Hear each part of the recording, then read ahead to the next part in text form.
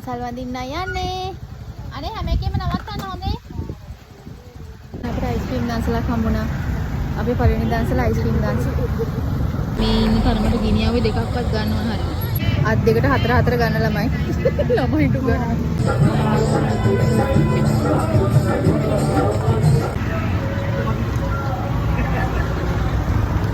පළවෙනි දන්සල හරි. අපේ දෙවෙනි දන්සල නූඩල්ස් දන්සල. සෙනග ගොඩාක්.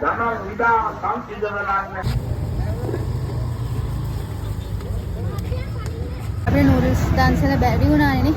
ඒකට දැන් මේ තුන්වෙනි දන්සල අයිස්ක්‍රීම් දන්සල වදින්න යන්නේ.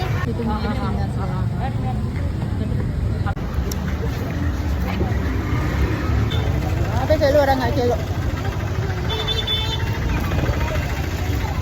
ඔන්න අපි දුර කතර ගියාගෙන ආව බත් දන්සලකට හරියද? අවසානයේදී අපි මහා බත් දන්සලට අඹ තියෙනවා, පපඩම් තියෙනවා, මිරිස් තියෙනවා, මාළු තියෙනවා, පරිප්පු තියෙනවා. ඔන්න අපි අවසාන වතාවට ආවා කිරි දන්සලක් ගන්නද? කිරි පැණි. අන්නයි තියෙන්නේ.